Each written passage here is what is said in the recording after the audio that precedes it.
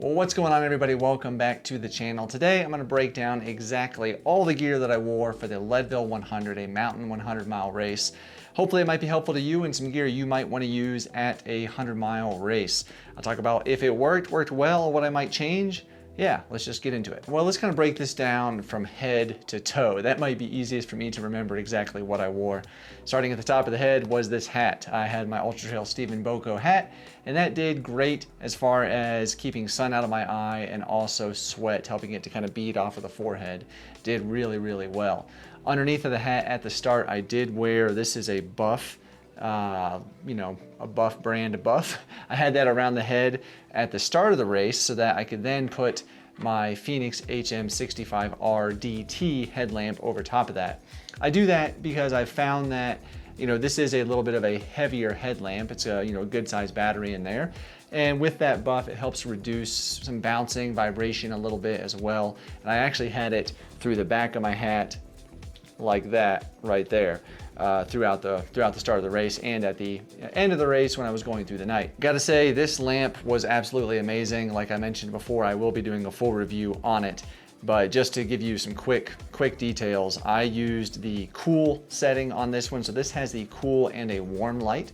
The warm is supposed to be used for maybe a foggy situation, but I kept it on cool or white light the entire time I was using it, which is actually their lowest setting. And it was only 130 lumens. I was actually surprised at that. I had to double check the box. And that was plenty bright. Honestly, if I turned it up to medium, which was 400 lumens, it seemed to wash out the trail a little bit. It was too bright. And so that 130 lumens, well, I'm super surprised knowing now that that's only 130 lumens. It was perfect. And it lasted the entire morning and all through the night. I never had to change batteries. It didn't dim at all. It was absolutely fantastic. So highly recommend. By the way, there will be links below in the description for a lot of this gear. Not everything, but for a lot of it. Some of those might help support the channel, but they're not gonna cost you anything extra. Okay, that is it for the head. Then moving down, I did have on my Hoka Glide t-shirt. It was fantastic. I wore two of them. I changed shirts once. They dried very quickly. Kept me protected. I had no chafing anywhere on the upper body. It was great. Love it. Thank you, Hoka, for sending it. Below that, then I had the ExoSkin Exo Underwear 3.1. These are my go-to for anything long. They just really keep all your bits in place, keep it from moving around, no chafage whatsoever. It was fantastic. And then on top of that, I wore the Hoka 5-inch shorts. Again, these have been some of my favorite shorts to date. They are just super lightweight, thin, and they dry so quickly. I actually laid in the river past Twin Lakes. Felt really good to cool down, but the shorts dried quickly, which was really nice. So that's the clothing that I wore there. And then on top of that Hoka shirt, I did wear the Salomon Advanced Skin 12 vest, because Hoka does not make a vest yet. Hoka, come on, you gotta get in the vest game. You gotta make something out there. But yeah, I wore the the Advanced Skin 12. Is perfect. I mean, this vest is amazing. I've been using these vests for a long time. I love this vest, and it was perfect. Inside the vest, I had the Salomon flasks as well. These again are great. They slide in and out really well. I was able to, a couple of times in the race, use my HydroPack filter here. This fits just fine. It screws right onto the top of the flask. I did filter some creek water a couple of times because I was getting low and I needed some more to drink. So it was great to have that with me as well. Oh, one more thing I forgot at the top of the head. I did wear some sunglasses. These, I believe, are the 30 South sunglasses. Good coverage, they're polarized, kept the light from coming in the side of the face, and they were awesome. At the start of the race, it was quite cool. It was in the low 40s, and then overnight it got pretty chilly as well. So I actually wore my Tracksmith liners. These are from the No Days Off gloves that they have. These are just the liners. They were perfect. I was able to wear the Shark system for the Lucky gloves over top of them with no issues later in the race also, so they were fantastic. As the night progressed and it got kind of chilly out there for sure, it got quite cold coming into Outward Bound late at night and then leaving May Queen as well. I wore the Hoka Skyflow jacket, which as you can see, it packs up super lightweight and small, and it was awesome. It was perfect. Once I got moving, combined with the Hoka shirt, this over top of it, I could put the hood up and it kept me warm all through the night. It was perfect. So I definitely can recommend this jacket as well. I haven't tested it yet in any rain to see how it does as far as water resistance, but as far as keeping you warm on a chilly night with some wind, it's perfect. As I mentioned then with the gloves, I did use my Lecky, these are the Ultra Trail FX1 poles, and they were amazing. Honestly, just perfect. Couldn't ask for a better pole. I love this shark system, how you can just do that and slide the pole out off your hand very easily. These fit over top of the gloves easily, but what was also really nice about it, in other 100-mile races with other poles, like the Black Diamond ones that I had, using them for a long time, I would get blisters on my hands occasionally, or some hot spots. So with these, with the shark system, it fits in all the right places over the palm of your hand and kept me from getting any blisters, which was a huge deal and really stinking awesome. So moving down the legs then, as far as socks go, I had the ExoSkin toe socks here. These were great. I will say though that I think I need to get a new pair of them. I've had these for a long time, many years, and they've gotten a little crusty at times, and I think that might have been an issue because I did get some blisters on my toes that I had to pop and then tape up. But I think had I had a fresh pair, a little softer, it might have prevented that. So I'm going to order a new pair. I might get the wool ones that they have also. So I'll be wearing those at No Business as well. And then on top of those socks, I wore the Hoka Mafate Speed 4s. These were awesome, really. I mean, just the grip was perfect. You know, I never had any issues with traction. I went through a couple of creeks or rivers, and they dried pretty quickly as well. Comfort-wise, were great. I had a little bit of foot fatigue in the forefoot at the end of the race, but not bad at all. And I mean, my feet are great now. I've been walking around just fine since the race. So really love the Mafate Speed 4 as a 100-mile shoe. I think it's one of the best out there for sure. A couple other things on the feet. I did wear this little ankle brace here. This is one that just kind of slides in the foot and then you wrap it around. It's pretty minimalist and doesn't really stick out of the shoe a lot, which is really nice. I wore that on my left foot because I have rolled that ankle many times. I had no issues with ankle rolls during the Leadville 100. It was great. And then on top of those shoes and ankle brace, I wore the Katula Gators here. These were great. Kept little pebbles out of the feet. I did get a couple of pebbles. I think twice I had to take my shoes off. But that was because somebody was in front of me and I was close and they shot a bunch of dirt back on top of my foot. And I think the other time was after I got in that river. I got a pebble or two in the feet, so I had to take that off. But otherwise, they did really good. They dried quickly as well when they got wet in the creek, so that's a big plus as well. So I think that is everything that I wore on my body. I did mention I had some blisters on the toes. And so at the start of the race, I actually taped up my heels with the, this is Leuco tape, and I used the benzoin compound. I've got a whole video on taping my feet, top right corner, you can take a look at that. But I did also tape up my toes at Twin Lakes, a couple of toes just to try to, there was a blister. I had to pop the blister, clean it, and then tape it up. Felt it for 5 minutes, but then just forgot about it because everything else was hurting. And then another big component to my overall body comfort during a 100-mile race or any distance run really is Gold Bond Friction Defense. This is basically, it's a lubricant. It's kind of like Body Glide, but I love this stuff. It's cheaper and it works phenomenally. I lubed my nipples, I lubed my groin area, the butt, the midfoot as well, the toes, and it was just, it's awesome. This stuff is great. It's worth it. It's worth its weight in Gold Bond. So that's everything that I wore on my person, I believe, then, including lubes.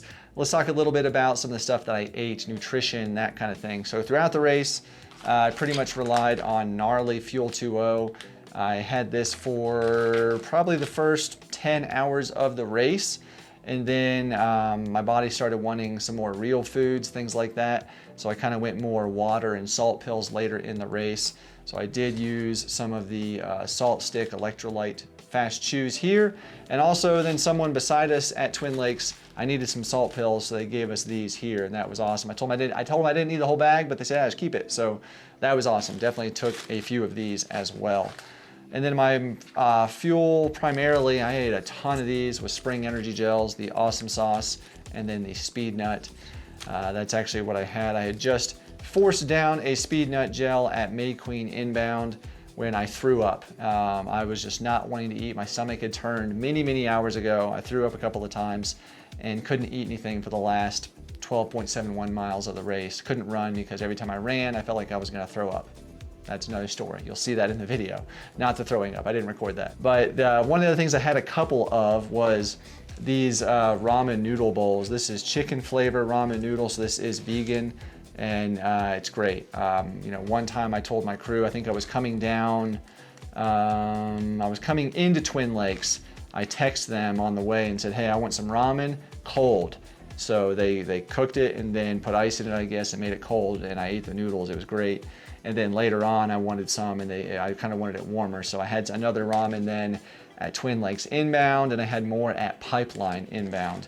And that was great because, you know, these have a lot of sodium, a good amount of calories in it, and it tastes pretty good. I also had a burrito early in the race. It was a tofu scramble that we call eggs, as well as some plant-based cheese and some avocado wrapped up in a tortilla. I had about a half of that burrito.